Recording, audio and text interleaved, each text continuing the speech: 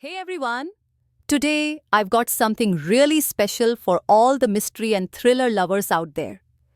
We're diving into the world of Brookstone's Secrets, Where Blood Runs Cold, The Tale Unfolds, by Dr. Rajat Singh.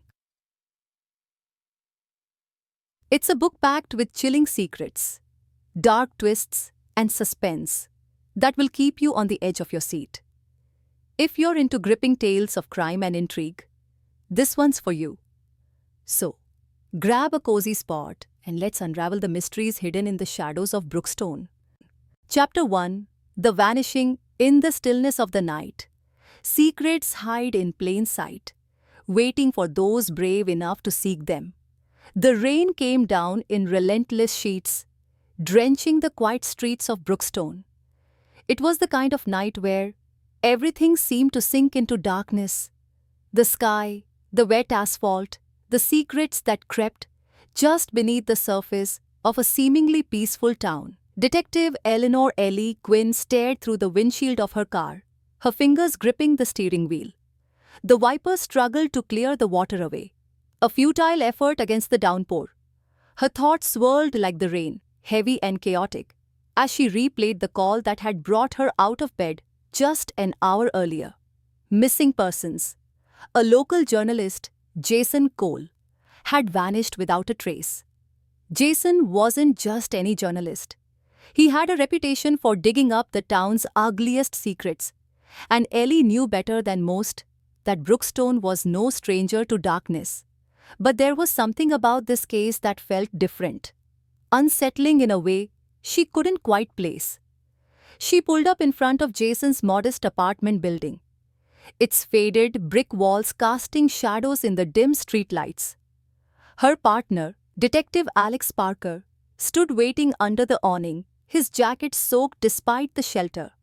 He gave her a nod, his expression grim. "Anything?"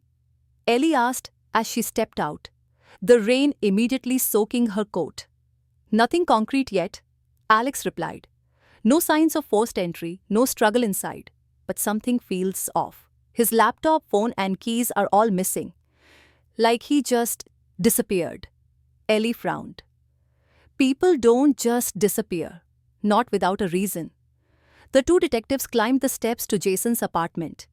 Inside, it was eerily quiet. The air felt thick, heavy with a sense of abandonment. The apartment was neat, almost too neat for someone who lived alone. A half-finished cup of coffee sat cold on the counter, a jacket draped over the back of a chair, as if he had intended to leave, but never made it out. Ellie moved through the small space, her eyes scanning every detail. Something wasn't right. She had been on enough missing person cases to know when something was off. This wasn't an ordinary disappearance. "His editor said he was working on something big," Alex said, breaking the silence. "Said Jason was on to something that had him spooked, but he wouldn't say what." Ellie's mind raced. If Jason had been working on a story that scared him, it was possible he had crossed a line, angered the wrong person. Brookstone had its share of corruption, hidden under a veneer of small-town charm. She'd seen it firsthand. She knelt by the desk in the corner of the living room, noticing a stack of old newspapers, meticulously marked with red ink. Headlines about cold cases, unsolved murders, corruption in local government. Jason had been piecing together something.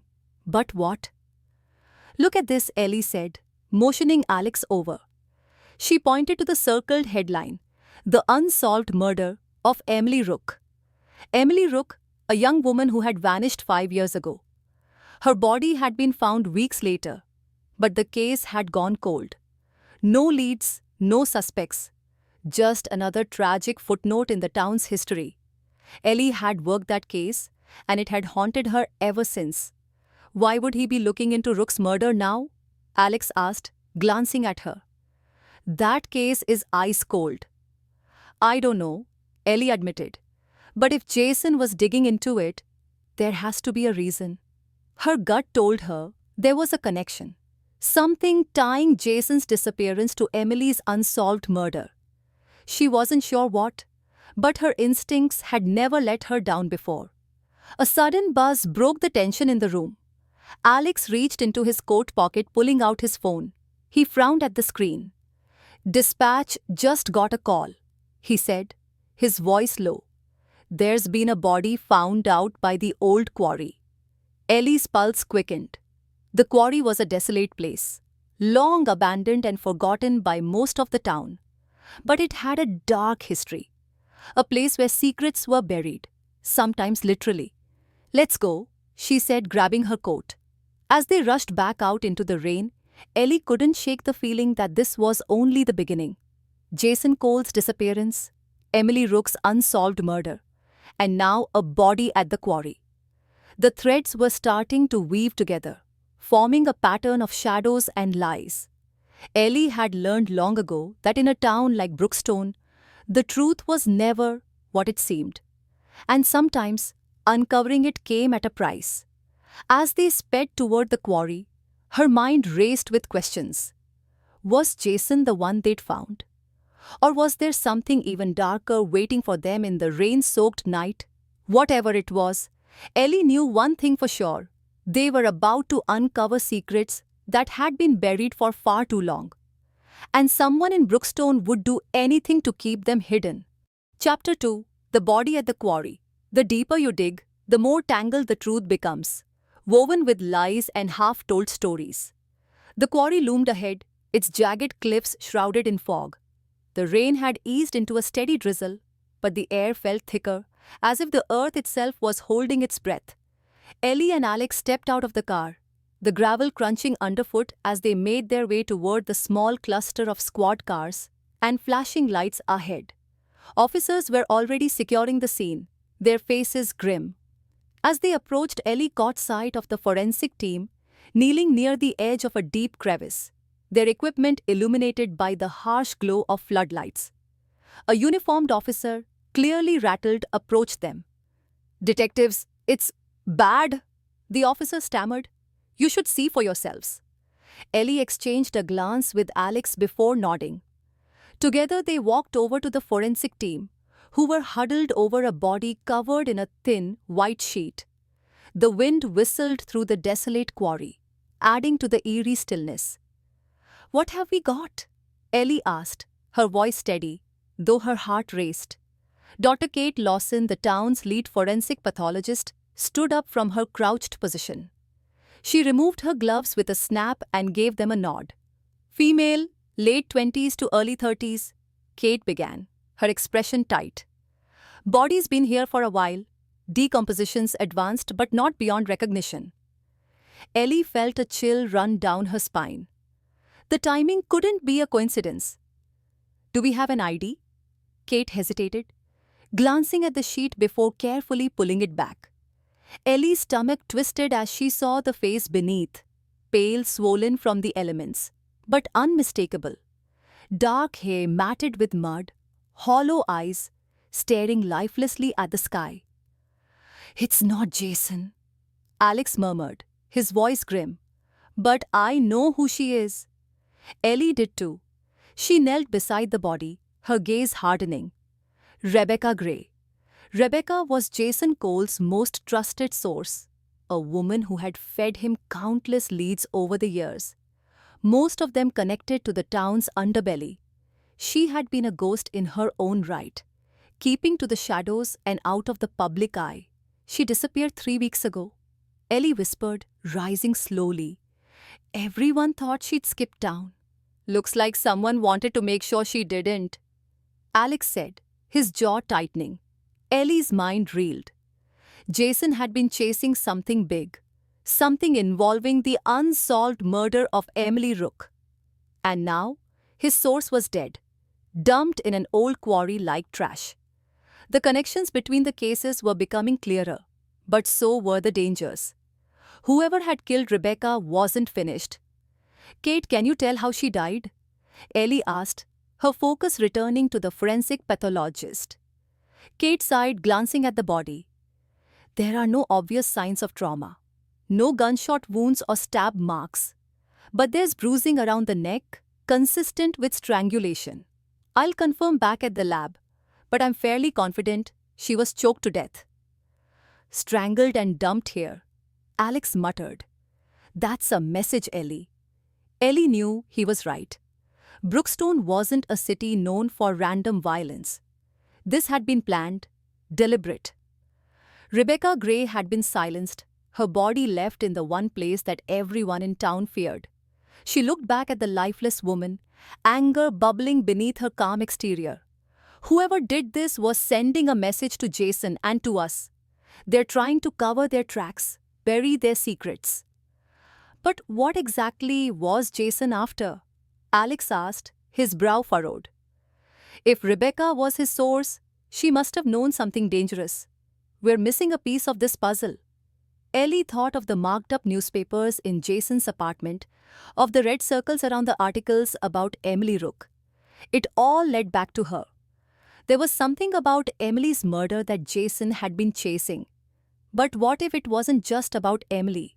What if Rebecca and Jason had uncovered a pattern? Something bigger than just one cold case? We need to find Jason, Ellie said firmly, her mind set. Whatever he was working on got Rebecca killed. If we don't get to him soon, he could be next. Alex nodded, his face shadowed in the dim light. Assuming he's still alive.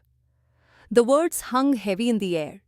There was no guarantee that Jason hadn't already met the same fate as Rebecca. But Ellie wasn't ready to accept that. Not yet. Jason was a survivor, and if anyone could disappear without a trace, it was him. As they walked back toward their car, Ellie's phone buzzed. She pulled it from her pocket and frowned at the screen. An anonymous message. Stop digging or you'll end up like her. Ellie's blood ran cold. Someone was watching them. Someone who knew exactly what they were doing. Everything all right? Alex asked, noticing the shift in her demeanor. Ellie slipped the phone back into her coat pocket, her jaw tightening. We're not alone in this, Alex. Whoever killed Rebecca is watching our every move. Then we better make sure we stay one step ahead, he replied, his voice low, because they're not going to stop until every loose end is tied. Ellie nodded, but her thoughts were elsewhere. The stakes had just gotten higher, and the line between hunter and hunted was blurring by the second. As they drove back into town, the rain finally stopped.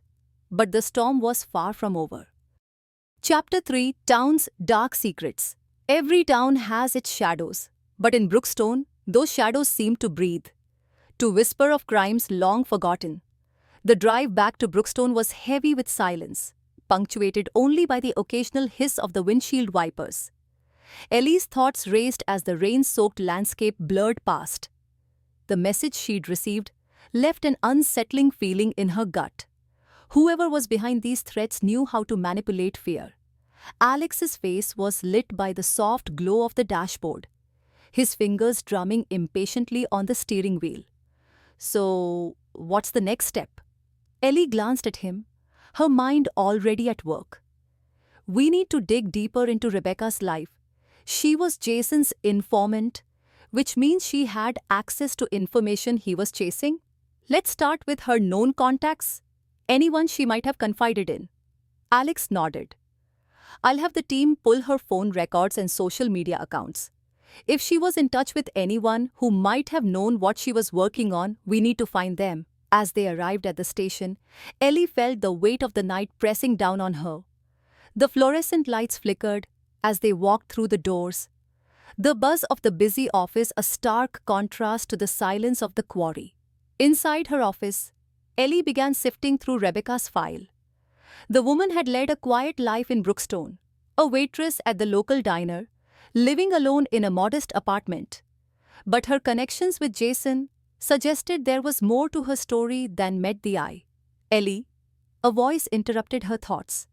It was Sarah Miller, the town's local journalist and one of Rebecca's few friends. She was visibly shaken, her eyes red from crying.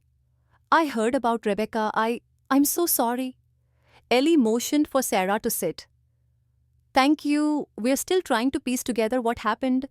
Did Rebecca mention anything to you? Anything unusual in the weeks leading up to her disappearance? Sarah took a deep breath, trying to compose herself.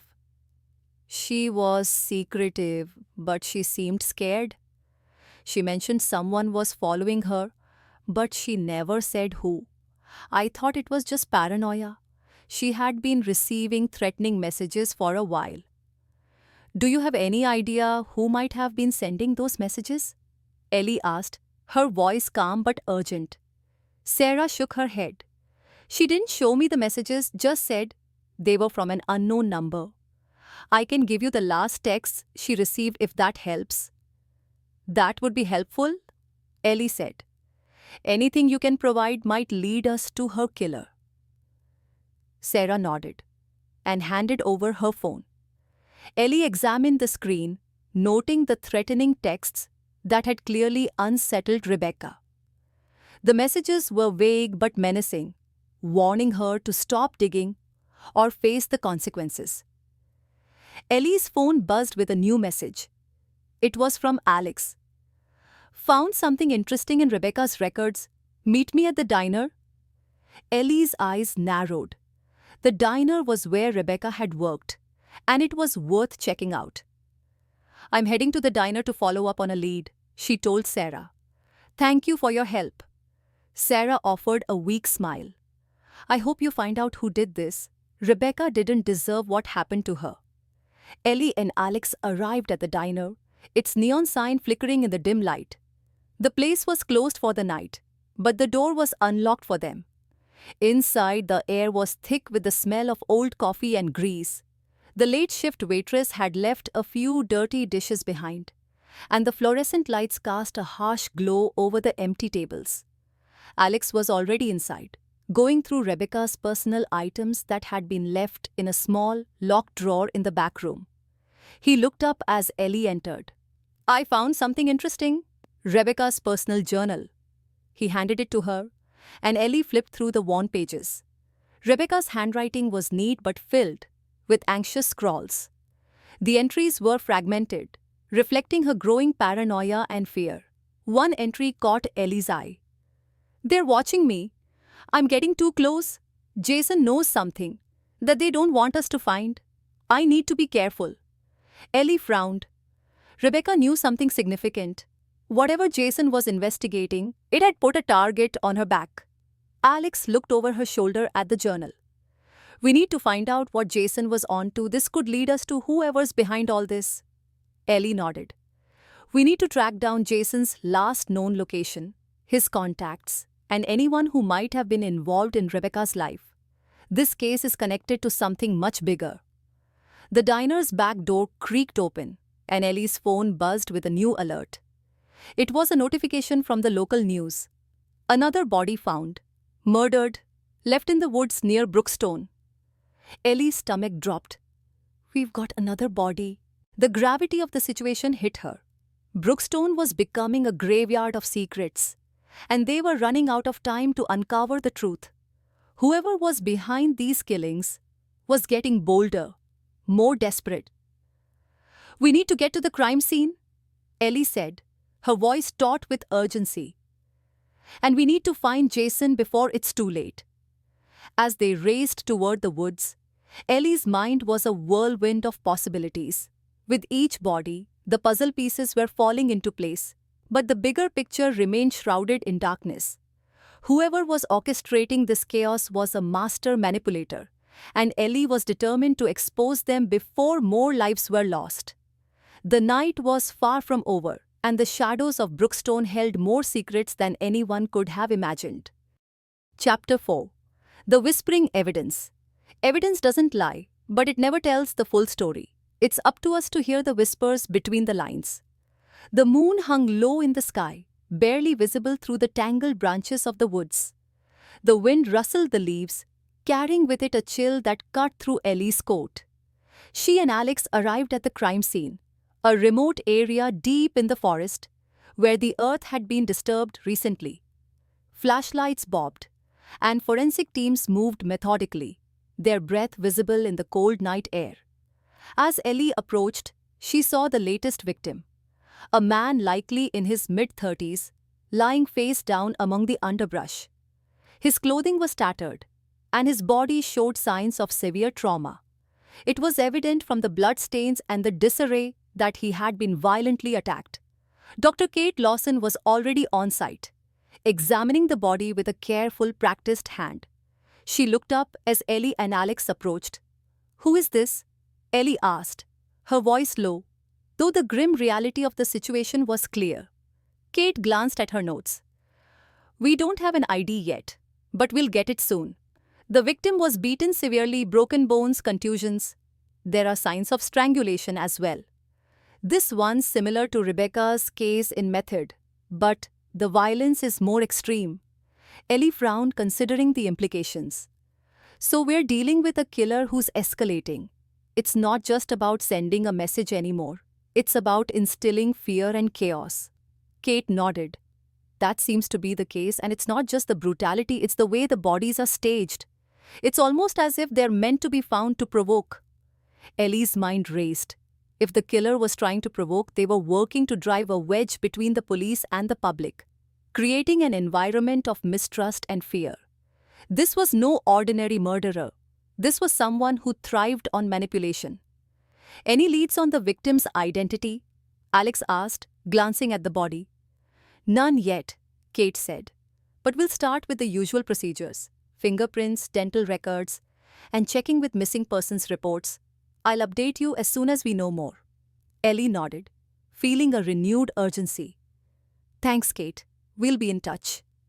As Kate and her team continued their work, Ellie and Alex stepped away from the crime scene to discuss their next move. The woods were eerily quiet, the only sounds being the crunch of leaves underfoot and the occasional call of a distant animal. "So," Alex began, "what's our game plan?" Ellie rubbed her temples, trying to piece together the scattered clues.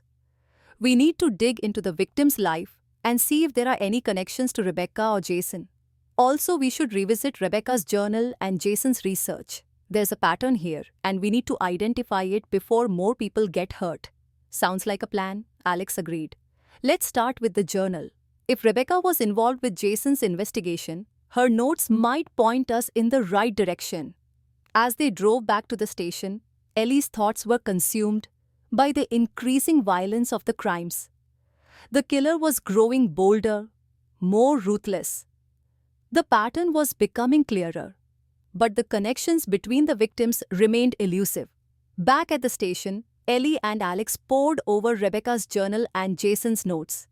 They found fragments of information about Emily Rook's case, suggesting that Rebecca had been piecing together new leads that might have brought her too close to the truth. Ellie's gaze landed on a page marked with a red circle, and the words, "Missing link," written in Rebecca's scrawled handwriting. Next to it was a list of names, some crossed out, others circled. "There's a name here," Ellie said, pointing to one of the circled names. "Martin O'Neill.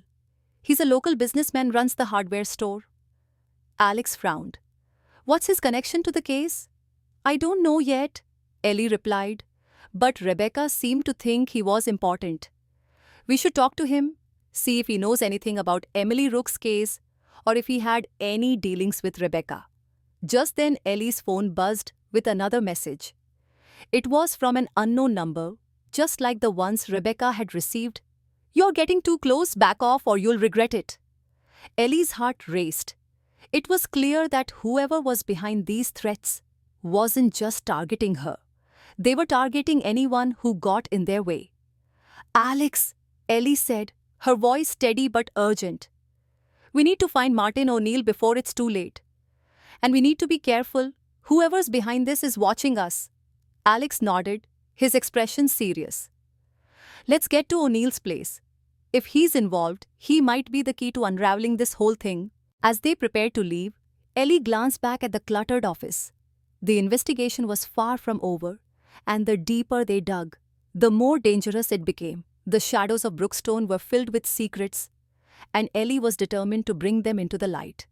The night was cold and unforgiving, but Ellie knew that the answers lay ahead, hidden among the darkened corners of the town. With each step closer to the truth, the stakes grew higher, and the danger grew more imminent.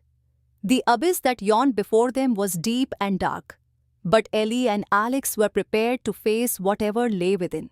Chapter 5.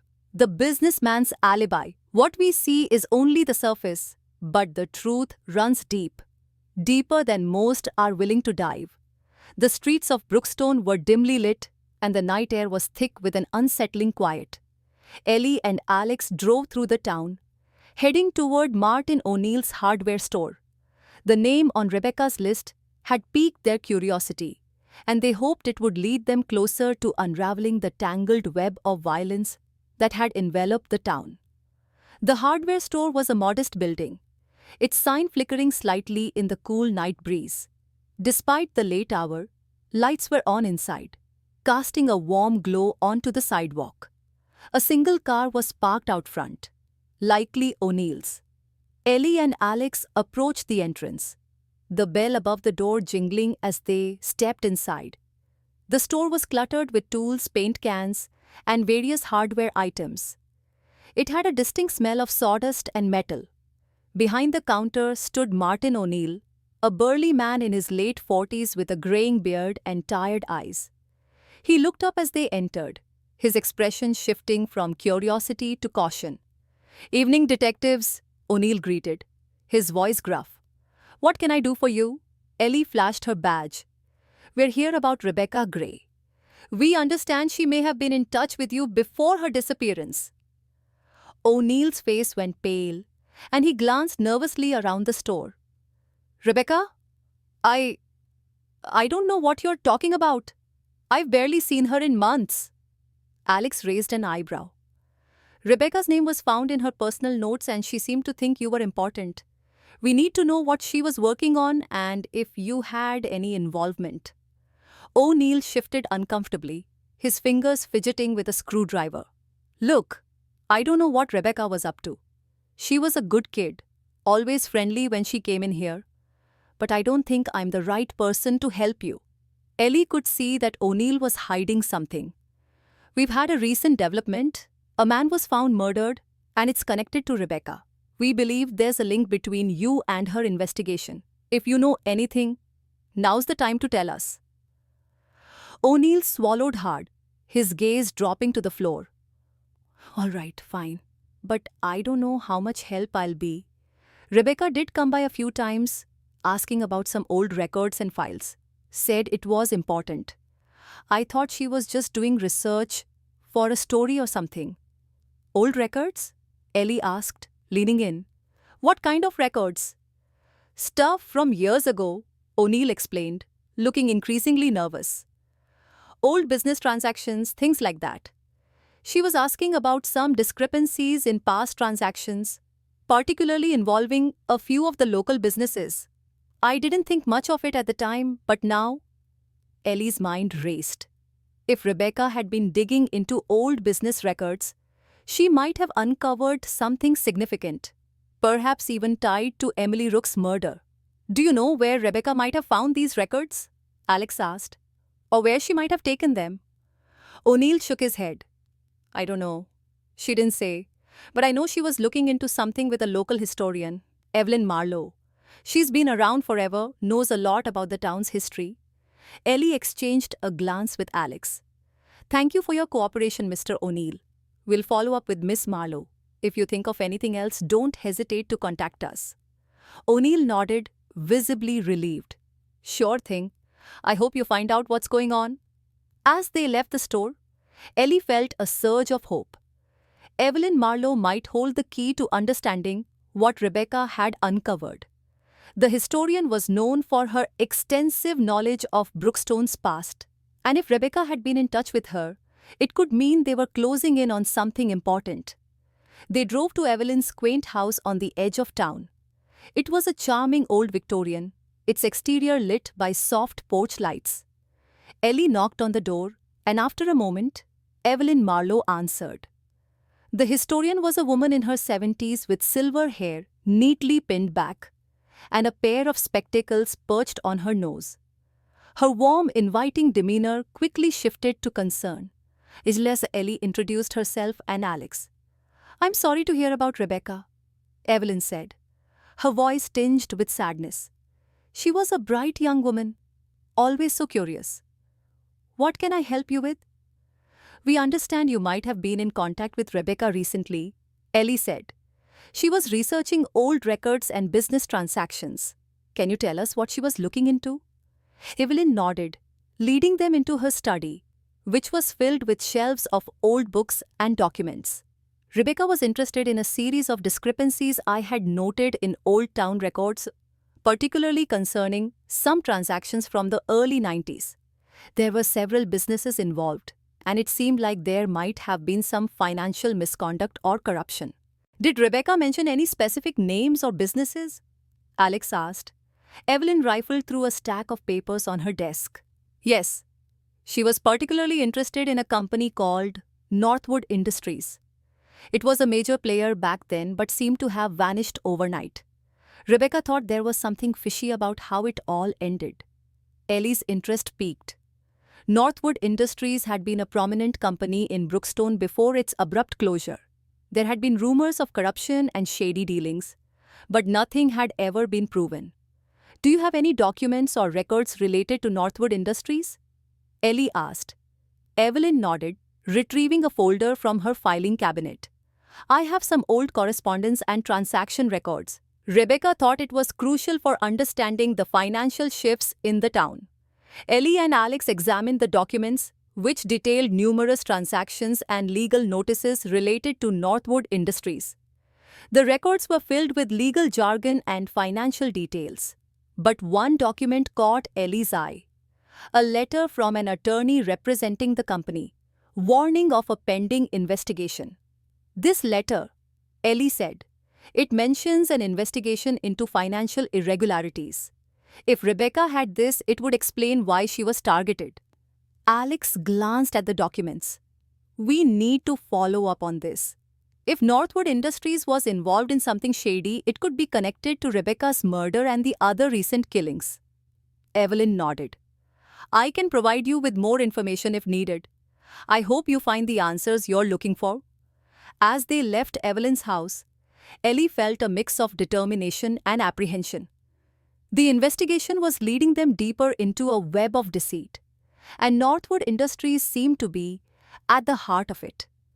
Whoever was behind these murders was trying to keep the truth buried, but Ellie was determined to uncover it. The night was growing colder, and the shadows of Brookstone seemed to stretch even further. Ellie and Alex were closing in on something big, but they had to tread carefully. The killer was watching, and every step closer to the truth brought them closer to the abyss that lay hidden in the town's dark history. Chapter 6. The Unraveled Thread. When a single thread begins to unravel, it's only a matter of time before the whole fabric falls apart. The dawn broke over Brookstone, casting a pale light on the quiet streets. Ellie and Alex sat in their car outside the old town library, their breath fogging up the windows. They had decided to start their day by digging into the records of Northwood Industries. The company's sudden disappearance had been a pivotal point in their investigation, and they needed to understand the full extent of its operations. The library was a historic building, its facade showing signs of age but standing proudly at the center of town. Inside, the air was cool and musty, filled with the scent of old books and polished wood. Ellie and Alex approached the librarian, a kindly woman in her 60s named Margaret, who greeted them with a warm smile. "Good morning, detectives," Margaret said. "What can I help you with today?" "We are looking into some old records related to Northwood Industries," Ellie said. "We believe there might be information about their operations and any legal issues they faced." Margaret's eyes lit up with recognition. "Ah, Northwood Industries. I remember them. They were quite a topic of conversation back in the day. We have a few archived files on them. Follow me." Margaret led them to a back room filled with dusty shelves and rows of old filing cabinets. She pulled out a large, heavy box labeled Northwood Industries Legal Affairs. "Here you go," she said. "These documents should give you a good starting point." Ellie and Alex thanked her and began sifting through the files. The box contained various legal documents, correspondence, and reports. Among the papers were several notices of lawsuits, and investigations into financial misconduct, as well as internal memos discussing the company's financial struggles. One document stood out: a detailed report on a whistleblower complaint. The complaint alleged that Northwood Industries had been involved in illegal financial practices, including embezzlement and bribery. The report detailed specific transactions and named several individuals involved in the corruption. "Looks like Rebecca was onto something big," Alex remarked, examining the report. This whistleblower had detailed evidence of illegal activities. Ellie nodded, her mind racing. If Rebecca was investigating these allegations, it could explain why she was targeted. She might have been close to exposing something that powerful people wanted to keep hidden. As they continued to read through the documents, Ellie's phone buzzed with a new message. It was from Sarah Miller, the journalist they had spoken to earlier. "I found something that might help. Call me." Ellie quickly dialed Sarah's number. "Sarah, it's Ellie. What did you find?" Sarah's voice was urgent. "I was digging through old newspaper archives and found an article about Northwood Industries. It mentioned a key figure named Charles Redding, a prominent businessman who was involved with Northwood. He was the one behind many of the financial decisions and had a reputation for being ruthless." "Charles Redding?" Ellie repeated, jotting down the name. "What else did you find?" "There's more," Sarah continued. "The article mentioned that Redding had a series of business dealings with some shady characters. He's known to have connections with organized crime. If Rebecca was looking into him, she might have been closer to something dangerous than we realized." "Thanks, Sarah. That's very helpful," Ellie said. "We'll follow up on Charles Redding." As they wrapped up at the library, Ellie and Alex headed to the address Sarah had provided for Charles Redding. It was a grand estate on the outskirts of town, a mansion that spoke of wealth and power. The grounds were meticulously maintained, and the house itself was a sprawling structure with ornate architecture. They rang the doorbell, and a butler answered. "Detectives, how can I assist you?" "We need to speak with Mr. Charles Redding," Ellie said, flashing her badge. "It's about an ongoing investigation." The butler nodded and led them through the opulent foyer to a study where Redding was waiting. The man was in his early 60s with a commanding presence and sharp, calculating eyes. He was seated behind a massive desk, his demeanor calm but guarded. "Detectives," Redding said, his voice smooth and controlled. "What can I do for you?" "We're investigating the recent murders and have uncovered some connections to Northwood Industries," Ellie said. "We understand you were involved with the company. Can you tell us about your dealings with them?" Redding's expression remained impassive. "Northwood Industries was a part of my business portfolio years ago. I had a role in overseeing some of its operations, but I was never involved in anything illicit. If you're looking into their past dealings, I suggest you check with the legal department. They handled all the paperwork and correspondence." "We've already looked into the legal records," Alex said. "There were allegations of financial misconduct and bribery. Rebecca Gray was investigating these issues before her death. Did she approach you with questions or concerns?" Redding's eyes narrowed. "Rebecca Gray was an ambitious young woman. She did inquire about Northwood, but I directed her to our legal team. If she had any questions beyond that, I wouldn't have been aware." Ellie studied Redding's face, trying to gauge his sincerity. "We've also heard that you had connections with organized crime. Is there any truth to that?" Redding's face hardened. "I'm afraid that's a baseless accusation. My business dealings are all above board. If Rebecca was poking around, she might have stumbled upon something that wasn't as it seemed. But that doesn't imply guilt on my part." Ellie and Alex exchanged a glance. Redding's calm demeanor was unsettling, and his refusal to provide any substantive information was suspicious. It was clear he was hiding something, but whether it was related to the murders remained uncertain. "We'll need to follow up on this," Ellie said, standing up. "Thank you for your time, Mr. Redding." As they left the mansion, Ellie felt a growing sense of unease. Redding's denial seemed too practiced, and his connections with Northwood and organized crime made him a significant person of interest. Where to next? Alex asked as they drove away from the estate. We need to dig deeper into Redding's connections and any potential ties to the recent murders, Ellie said. We should also follow up on the whistleblower from the Northwood records. If Rebecca was close to uncovering something, the whistleblower might have more information. The investigation was becoming increasingly complex, and the threads connecting the murders to Northwood Industries were tightening. Ellie and Alex were getting closer to the truth, but the darkness surrounding the case was deep and pervasive. The abyss of corruption and deceit loomed larger, and the next steps in their investigation would be crucial in unearthing the full story. As they prepared for their next move, Ellie knew one thing for certain. The closer they got to the truth, the more dangerous the path would become. The shadows of Brookstone were thick with secrets, and unraveling them would require courage, perseverance, and a willingness to confront the darkest corners of the town's history. Chapter 7.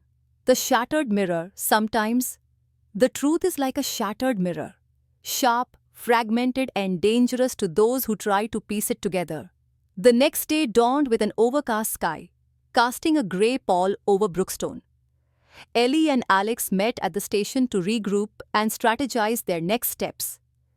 The evidence they had gathered was pointing towards a sinister conspiracy involving Charles Redding, Northwood Industries, and possibly organized crime. It was clear now that the murders were not random acts of violence, but carefully orchestrated messages meant to protect a dark secret. All right, Ellie said, spreading out the documents and notes they had accumulated. We need to narrow down our focus. Redding's connections to organized crime are worrying, but we need concrete evidence tying him directly to the murders and Rebecca's investigation. Alex nodded. We should look into any associates or known contacts of Redding who might be involved. Additionally, we need to track down the whistleblower mentioned in the Northwood records. If Rebecca was getting information from this person, they might have more details about the corruption. Ellie agreed. Let's start by digging deeper into Redding's business dealings and associates. We need to find any link between him and the recent murders. As they worked, Ellie received a call from Dr. Kate Lawson. Ellie, we've identified the latest victim. His name is Victor Harris, a known associate of Charles Redding. He had numerous business dealings with Redding and was involved in several shady transactions. That's a crucial lead, Ellie said. Thanks, Kate. We'll follow up on this. Ellie and Alex visited the local courthouse to access Victor Harris's legal records. They discovered that Harris had been involved in several high-profile cases, often acting as a middleman in illegal transactions. It seemed clear that Harris had been targeted because of his connection to Redding and the corrupt activities of Northwood Industries. Looks like Harris was another piece of the puzzle, Alex remarked. He might have been silenced to protect something bigger. With this new information, Ellie decided it was time to confront Charles Redding again. They returned to his mansion, finding him in his study, reviewing papers with a pensive expression. Detectives, Redding said, his voice steely. What brings you back? We have new information, Ellie said. Victor Harris was one of your associates, and he was murdered recently. His involvement in your operations is becoming clearer, and we believe you're connected to the recent murders. Redding's face tightened.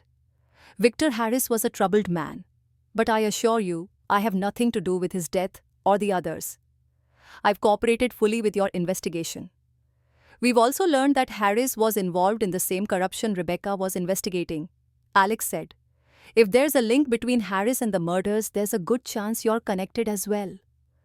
Redding's expression shifted, showing a flicker of anger. I don't have time for this. I've already told you everything I know. If you have evidence against me, present it. Ellie studied Redding closely. His reaction seemed defensive, almost as if He was hiding something. We'll continue to investigate. If you remember anything else, let us know. As they left Redding's mansion, Ellie felt a growing sense of urgency. The pieces of the puzzle were falling into place, but they needed one final breakthrough to connect all the dots. Their next move was to track down the whistleblower mentioned in the Northwood records. They discovered that the whistleblower had been identified as a former employee of Northwood Industries named Lydia Carter. She had worked in the company's finance department and had reportedly been dismissed after raising concerns about financial irregularities. Ellie and Alex found Lydia's last known address and visited her home, a modest apartment on the outskirts of town. Lydia was a woman in her late 40s, with a tired but determined expression. She opened the door cautiously when they introduced themselves. "I've been expecting you," Lydia said, her voice heavy with resignation.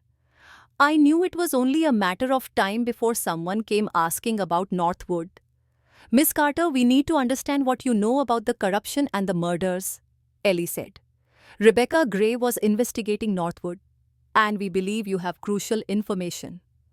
Lydia invited them inside and led them to her living room, where she began to explain. "When I worked at Northwood, I uncovered extensive financial misconduct. I reported it, but nothing was done. I was fired and threatened to keep quiet. Rebecca must have found out about my complaint and was investigating further." "Did Rebecca tell you what she had discovered?" Alex asked. "She mentioned uncovering links between Northwood and several local businesses," Lydia said. "She was closing in on something significant. I fear that's why she was killed." Ellie felt a shiver. "Do you have any documents or evidence related to your findings?" Lydia nodded and retrieved a folder from a hidden compartment in her bookshelf. The folder contained detailed records of financial transactions, correspondence with Northwood, and evidence of bribery and embezzlement. "This should help you," Lydia said, handing over the folder. "But be careful. Whoever is behind this is powerful and dangerous." With Lydia's documents in hand, Ellie and Alex returned to the station. They began reviewing the evidence, piecing together the final connections. It became clear that Charles Redding had orchestrated a campaign of violence to silence anyone who threatened to expose the corruption within Northwood Industries. As they prepared to bring their findings to light, Ellie felt a renewed sense of determination. The investigation was reaching its climax and the truth was within their grasp. The final confrontation would be critical in bringing justice for Rebecca and the other victims. Chapter 8. The Final Reckoning. Justice isn't always clean or swift, but it comes for those who think they can hide behind power and deceit. The sun was setting over Brookstone, casting long shadows across the town. Ellie and Alex were ready to confront Charles Redding with the evidence they had gathered. The time had come to unravel the final pieces of the puzzle and bring the perpetrator to justice. They approached Redding's mansion once more, their resolve steely. The opulent estate seemed more imposing than ever, as they were led to the study where Redding awaited. "Detectives," Redding greeted with a cold smile. "What can I do for you this time?" "We have evidence linking you to the murders and the corruption within Northwood Industries," Ellie said, her voice firm. "We know you orchestrated the violence to protect your interests and silence those who threatened to expose you." Redding's demeanor shifted, his calm facade cracking. "You're delusional. I've done nothing wrong. All this is just speculation." Alex placed the folder Lydia Carter had given them on the desk. "This is not speculation, Mr. Redding. These documents prove your involvement in financial misconduct, bribery, and embezzlement. They also tie you directly to the recent murders. Victor Harris was one of your associates who knew too much and was silenced to keep the truth buried." Redding's eyes widened with a mixture of anger and fear. "You have no idea what you're getting into. The forces you're meddling with are beyond your comprehension." Ellie stepped closer, her gaze unwavering. "We're bringing this to light, and you will be held accountable for your actions. The evidence is clear, and your attempts to intimidate and manipulate won't work anymore." Redding's face contorted in rage. "You think you've won? You're just scratching the surface. There are others, powerful people, who won't let this go unpunished. Before Redding could react further, additional officers arrived, having been alerted to the confrontation. They began to arrest Redding, securing the evidence and preparing to take him into custody. As Redding was led away in handcuffs, Ellie felt a mix of relief and sadness. The investigation had uncovered a web of corruption and violence, but it had come at a cost. Rebecca Gray and the other victims had paid the ultimate price for seeking the truth. Back at the station, Ellie and Alex reviewed the final details of the case. The evidence they had gathered would ensure that Redding and his associates were brought to justice.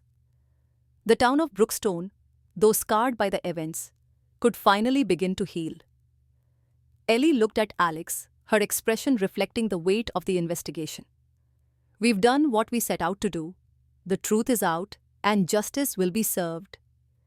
Alex nodded, a weary but satisfied look on his face. "We've uncovered a lot of darkness, but we've also brought light to it.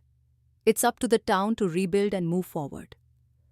As the sun dipped below the horizon, Ellie felt a sense of closure. The shadows that had loomed over Brookstone were beginning to recede, and the path to justice had been paved. The investigation had tested their resolve and their courage, but they had emerged victorious. The final chapter of this dark saga was written, and as Ellie looked towards the future, she knew that the fight for justice and truth was never truly over. There would always be new challenges, new cases, and new shadows to confront. But for now, Brookstone could breathe a little easier, knowing that the darkness had been confronted and the truth had prevailed. And that's a wrap, folks. That was the story of Brookstone Secrets. Where blood runs cold, the tale unfolds. And before you go, don't forget to check out some of our other exciting books. There's a world of mystery, adventure, and drama waiting for you. If you loved Brookstone Secrets, I'm sure you'll find your next favorite read in our collection. Until next time, stay curious and keep reading.